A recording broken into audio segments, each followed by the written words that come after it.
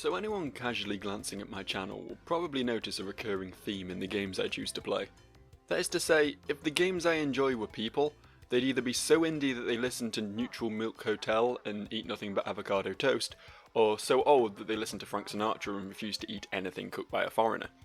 My tastes live entirely in the bubble of the old school games of my youth and the low budget titles which are trying to emulate them. So does that mean I'm a nostalgia blind moron, too set in my ways to take off those rose tinted glasses and see the flaws in the games that I played as a child? Well, probably, but I have a few hot opinions on the matter anyway. See, if there's one thing I've made abundantly clear in my past videos, it's my distaste for open world games.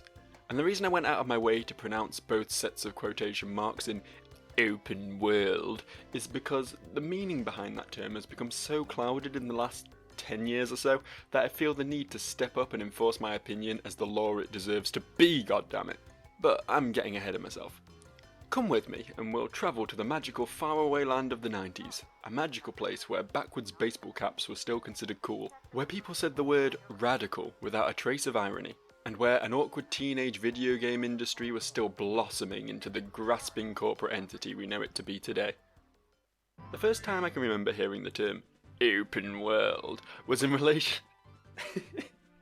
Try that again. At least I make myself laugh. The first time I can remember hearing the term open world was in relation to a game which still keeps me semi-erect to this day, the almighty Legend of Zelda, Ocarina of Time. This is a game where, rather than following a set of pre-orchestrated levels, you instead were let loose on an unsuspecting world where you could break pottery and attack chickens to your heart's content. There was structure to the story, sure, but if you wanted to give Zelda and her dumb green eyebrows the middle finger and fuck off to Lake Hylia for some competitive fishing rather than meet her in the castle, you could. If you got bored halfway through the fire temple, then you can bet your dribbling dick that you could just leave that shit and go and have a foot race with a mailman. You were free. The world was open, so gloriously, excitingly open. Now, Lozoot was obviously not the first game to follow this formula. Even ignoring the 4 previous Zelda titles, there were hundreds of games prior to 1998 to grant players this sort of freedom. Even back then, having an open world wasn't some exciting new premise, it wasn't a guideline for all games to follow. Some games were better with the open world, others better in a more sort of structured linear format. There were two sides to the same coin, and there was no reason for one to dominate the industry. But, of course, it did. Flash forward to the 2010s and damn near every AAA title seems to feel the need to be set in some enormous sprawling map with very little to see and even less to actually do. That is unless you enjoy farming collectibles or clearing out eerily similar looking enemy bases. And if you do, that's cool, I'm not the fun police, you like what you want to like, but this new form of open world seems like a far cry from the content-rich, smaller scale worlds like Ocarina, where everything had a purpose and every new locale was an exciting new discovery. So how did this happen? What was the catalyst in all this? Well, I've got 3 words for you. Grand Theft Auto. Or more specifically, 4 words, Grand Theft Auto 3. 3 words and a number, I guess. I don't know, whatever. Stop judging me. Anyway, GTA 3 was an early release for the PlayStation 2, and to say it was kinda popular, I guess, would be dumb as fuck because it was more popular than a single copy of Home Alone in a paedophile rehabilitation centre. GTA 3 was the best-selling game of 2001, the second best-selling game of 2002, beaten only by its own fucking sequel, I should add, and it garnered more media attention than pretty much any game ever due to its graphic images of 2 polygonal mannequins sitting in a bouncing car together. Simpler times, eh?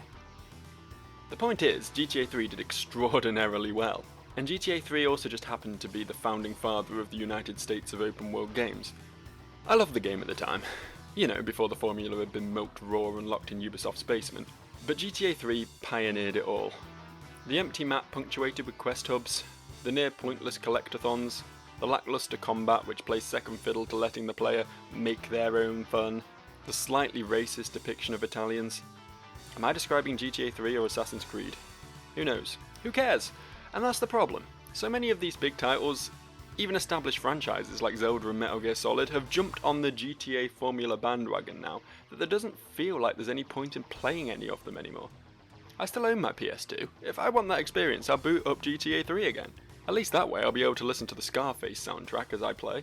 Does Watch Dogs have the Scarface soundtrack? No? Then what good is it to me?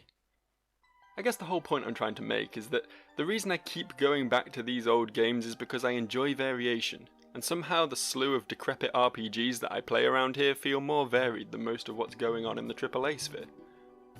And the truly ironic thing is most of these games have open worlds. Both of the games I'm playing right now, Dungeon Lords and Anodyne 2, offer the player complete freedom in their world. As does a game called Summoner, which I'm playing in my free time right now and highly recommend to anyone with a similar taste to mine. As does fucking Dark Souls, a game which I sunk my britches over on a regular basis. So the point of this whole rant of a video, insofar as that is a point, is that open worlds are a good thing. I just wish the big name developers would learn that open doesn't have to be synonymous with enormous and empty. Variety, as they say, is the spice of life. Anywho, once again, if you enjoy games like Assassin's Creed and Far Cry, then all power to you. I don't mean to shit talk on other people's tastes in these videos. What I do mean to do is descend from on high and bless all of you mere mortals with my superior opinions, before returning once again to the warm embrace of the almighty God being in the sky, who created me for the sole purpose of spreading the holy word of average Joe to the uneducated masses. Remember kids, all opinions are equal, unless they're mine. Later nerds.